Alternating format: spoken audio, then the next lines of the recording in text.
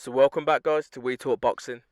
And today I'm going to be talking about the fight which took place on the weekend between Martin Bakole, I couldn't get my words out of them, and Gerard Anderson. Now this was pretty much the fight that stole all the headlines, and what a performance and what a display from Martin Bakole. That's all I could pretty much say. Going into the fight, I felt as if Gerard Anderson probably would have had and was maybe could have been able to have done enough to beat someone like a Martin Bakole, only because I hadn't really seen much of Martin Bakole. And what we were hearing quite a lot of fans is that he does that in training, he stops him and her, and he hurts loads of people, loads of fighters in training. But that's training. Fighting is slightly different at times because a lot of people could, especially fighters, could be world beaters at training, but as soon as it comes to performing and doing it um, on on the biggest occasions, can't sometimes do it. But as I said, I'd watched a few fights from Bakole in the past, and it was a case where, yeah, he looked as if Bakole had something, but a lot of the time when I watched Bakole, he looked unfit. He didn't really look nothing special, really. He just looked like a durable guy, and he was a hard hitter. But in this performance, he showed us a lot more. His hand speed was brilliant for a big guy. His power that he throws all his shots with is tremendous, and it hurt Gerard Anderson on multiple occasions. But as I said, his speed and power that he throws everything with is brilliant.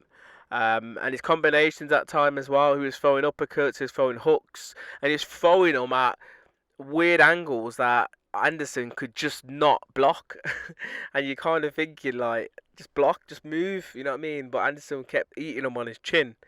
But he is a very, very, very heavy-handed fighter, and after this performance, it's just going to make it hard for himself now to get fights against the bigger guys, because a lot of the bigger guys are going to be put on notice now. And when I mean bigger guys, I'm talking like your Anthony Joshua's and your Tyson Furies and your Usyks and that. These guys are going to be put on standby. Like, why do I need to fight him? The only reason why I should get in the ring with someone like a Martin Bakole is if I have to. Let's say it's a mandatory, or if there's a lot of money on the line, because he is a danger to a lot of these heavyweights, and we're not going to know exactly how he could perform until he's in there with the top of, the best of the best, because Anderson was considered the next best thing, the next best prodigy, the man to take over the division once all the big boys have gone. But now that Bacole's like dismantled him, um, who knows how he's going to react to that bad defeat on Saturday night, because he was clearly the favourite in that fight, but he made it a tough fight for himself, because when you're coming in against someone like a Martin Bakole, who's a very, very heavy-handed fighter, why stand there and trade? Why was he trading with Martin Bakole? And he should have known that from the first round or two, because he was getting lit with loads of shots, especially at the end of the first round. Anderson was having it all his own way, and then I'm sure it was the last 20 seconds or 30 seconds of that first round, Bakole must have clipped him with a few shots and hurt him. So he should have known at that point that don't mix it with him. Just stand by the jab, use the jab, and use that lateral movement. And there was no lateral movement from Gerard Anderson. He kept going back in a straight line every time he kept getting hit, which made it easier for Martin Bakole to put pressure on him, because he didn't have to go anywhere. He was literally just walking in a straight line, and he would catch up with Gerard Anderson. If Anderson would have used that lateral movement, maybe Bakole would have had to work a little bit harder, and he probably would have been a bit more puffier, because he looked, Martin Bakole, as if he was in second gear. He didn't really look as if he had to go out of second gear at any point in that fight. It looked comfortable for him. And if I had to say something, I'd probably say it looked as if it was a man in there versus a boy, which I shouldn't really be saying that, because obviously Joel Anderson is not a young. He's not young. He is young, but he's not like a Moses Atama who's like 19. He's 24 years of old. He's age, sorry. So he's got a lot. He's a lot older than Atama. But yeah, where Bakole goes from here, I don't know. But as I said, a lot of the big boys are going to probably try and dodge that bullet if their name gets thrown in the hat.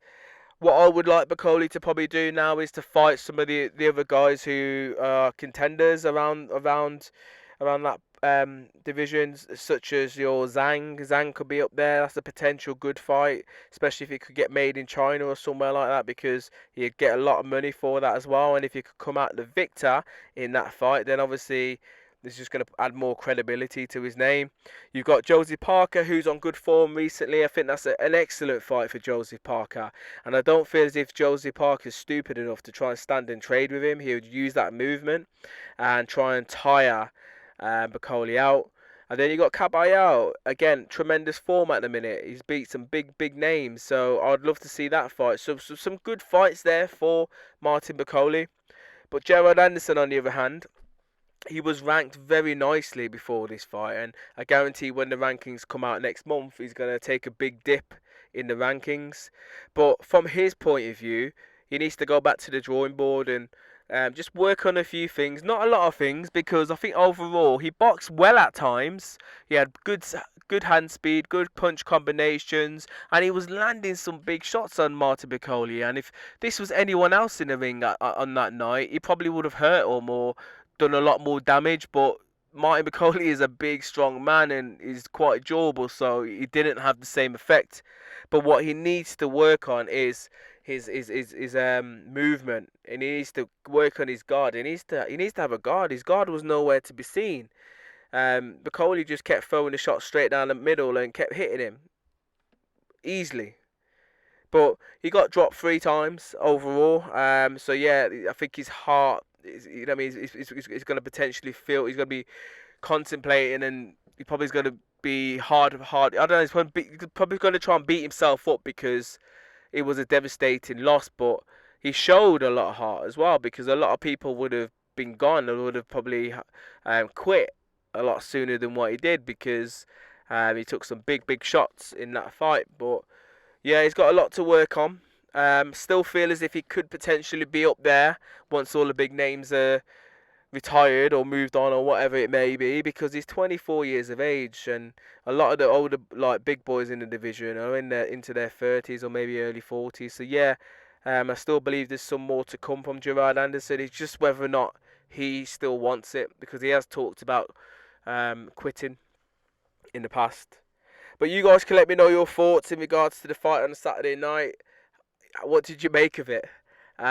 Did you kind of see that happening? Did you predict it? I know I didn't, because I just generally thought Gerard Anderson was going to generally be too good for Martin Bakole, only because I hadn't seen enough on Martin Bakole, and all we kept hearing was, I do this, I do that in training.